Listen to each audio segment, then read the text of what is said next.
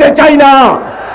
প্রিয় ভাইরা আমার, 2014 সালে এই সরকার টালবাহানা করে জনগণের ভোটার অধিকার কেড়ে নিয়েছিল।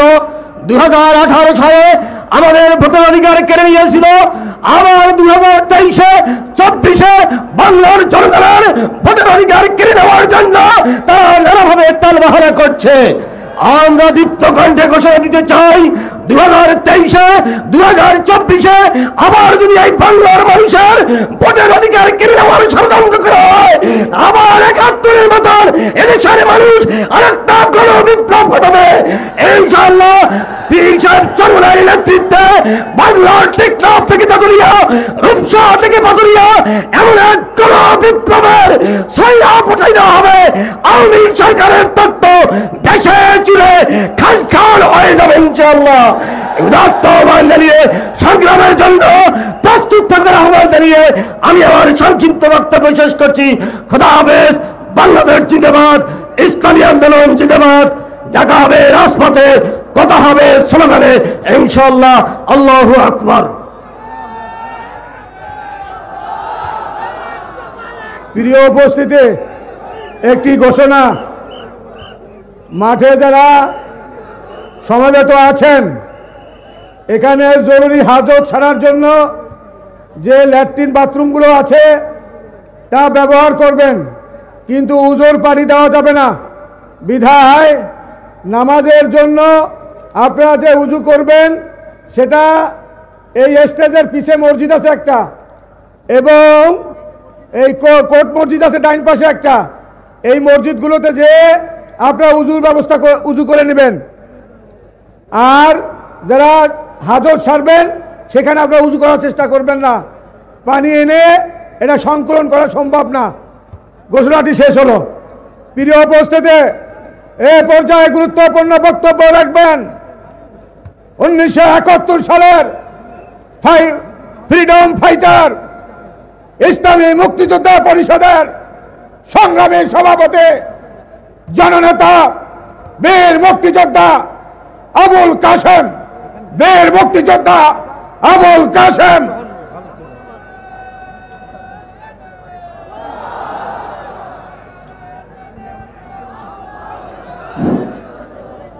অধ্যকার মহাসমাবেশের সভাপতি, কেন্দ্রে উপবিষ্ট জাতীয় কেন্দ্রীয় নেতৃবৃন্দ, সম্মুখে উপবিষ্ট সারা দেশ থেকে আগত সংগ্রামী ভাইয়া আমার, আসসালামু আলাইকুম ওয়া রাহমাতুল্লাহি ওয়া বারাকাতুহু। আজকে এমন এক জায়গায় এমন এক বক্তব্য আরম্ভ হয়েছে যেখানে এই 7ই মার্চ বঙ্গবন্ধু এখানে ঘোষণা করেছিল যা যা আছে তাই নিয়ে তোমরা শত্রু মোকাবিলা হও, এবং বলা হয়েছিল এখানে প্রয়োজন হলে রক্ত দিয়েছে আরও দেব, তো দেশের মানুষকে মুক্ত করে ছাড়বো ইনশাল্লাহ। ঠিক আজকে 3রা নভেম্বর আজকে পীর সাহেব হুজুর এখানে ঘোষণা দেবে। এই ঘোষণা নিয়ে আমরা ঝাঁপিয়ে পড়ব। প্রয়োজনে আরেকটি যুদ্ধ হলে যুদ্ধের জন্য আমরা প্রস্তুত থাকব। আমি ইসলামী মুক্তিযোদ্ধা পরিষদ থেকে আপনাদেরকে স্বাগত জানিয়ে দিচ্ছি এবং আমি বলছি আপনারা যারা আছেন, আমরা 1971 সালে যুদ্ধ করেছিলাম ভোটের অধিকারের জন্য। ঠিক আবার 1923 সালে ভোটের অধিকারের জন্য যুদ্ধ করতে হবে, এটা অত্যন্ত পরিতাপের এবং লজ্জার বিষয়। কাজে বঙ্গকন্যা বারবার বলে মুক্তিযুদ্ধের চেতনায় সে কাজ করতেছেন। মুক্তিযুদ্ধের চেতনা কি ছিল দিনের ভোট রাত্রে চুরি করা? মুক্তিযুদ্ধের চেতনা কি ছিল মানুষ না খেয়ে বলা? মুক্তিযুদ্ধের চেতনা কি ছিল আমার কথা আমি বলতে পারবো না? মুক্তিযুদ্ধের চেতনা কি বর্ডারে তারের মধ্যে হেরানির লাল ঝুলে থাকা? মুক্তিযুদ্ধের চেতনা কি দর্শনের সেঞ্চুরি করা? কাজে আমি হুঁশিয়ার করে দিচ্ছি, এখনো মুক্তিযোদ্ধারা বেঁচে আছে।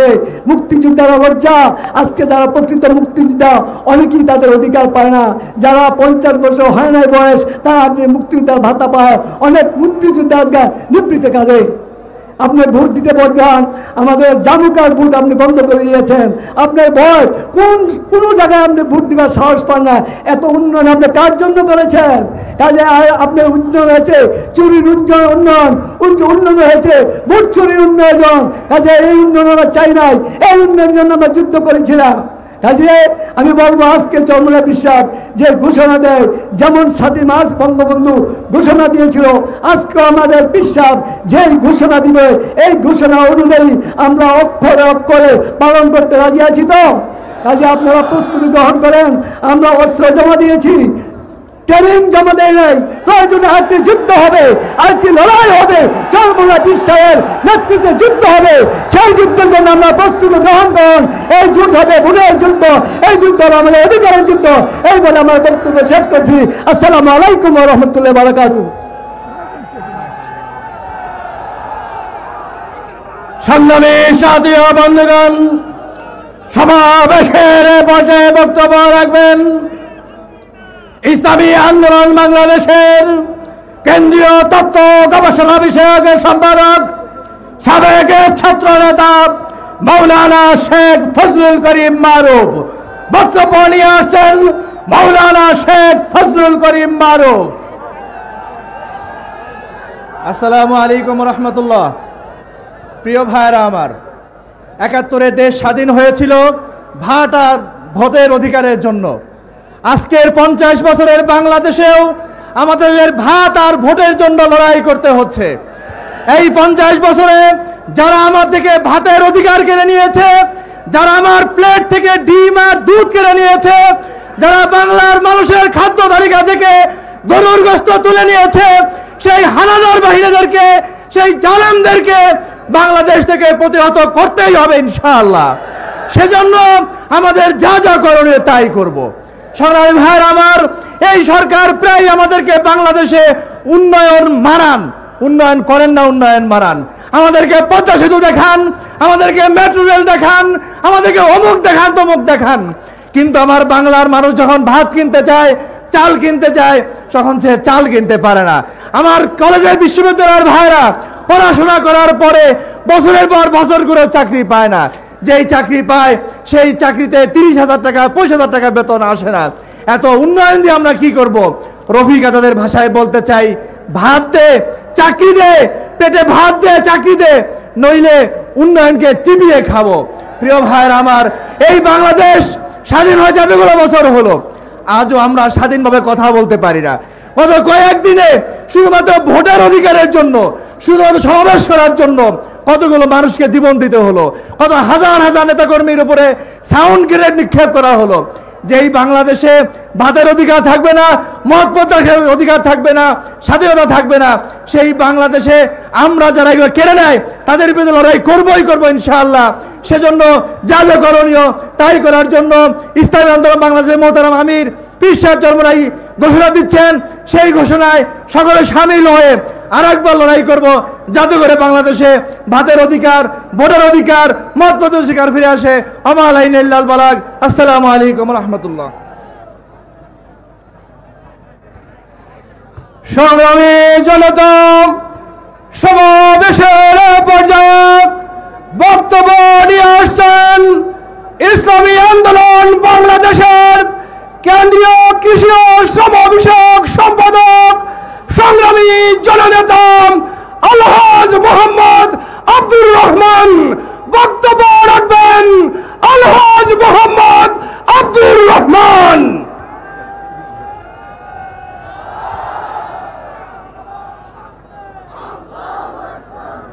নাহমাদু আলা রাসূলিল কারীম, আম্মা বাদ।